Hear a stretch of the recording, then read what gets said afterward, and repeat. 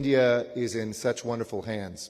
With your leadership, with the transformative policies that you and this administration are implementing, together from the public sector and together with the private sector, and really with that community aspect that defines everything that is part of India's rise right now. This is the most exciting nexus in the world. The U.S.-India relationship is where it is at. We know that the backbone of this, of course, is 5G. It's transformative. I don't just come to this work as the United States representative in this country, but as somebody whose last job was mayor of one of the great cities of the world, Los Angeles, for the last 10 years. And we became one of the very first cities in the world to implement 5G, to work with the private sector, to look at innovation, to take risks. And while I had a lot of people in my sphere of influence who said, well, why don't we wait? Let another city figure it out first. They can make the mistakes and then we'll adopt it later.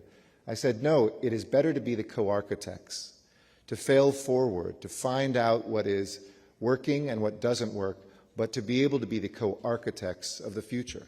And I think that's what this room is today. It's about the architects, the innovators, and the investors who want to write that history and write that future together. And India, with its vast population, its thriving digital economy, the use of technology that in some ways is leapfrogging other nations around the world, is poised to leverage the transformative power of 5G and 6G, as Secretary mentioned, to catapult itself to the forefront of the digital revolution.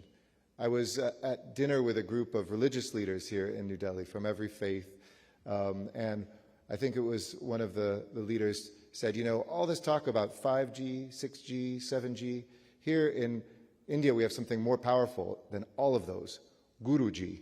But I thought that was pretty good.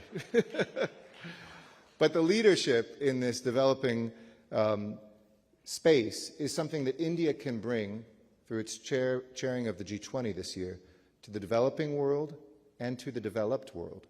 India is very much the bridge between these places, geographically, politically, culturally, and historically.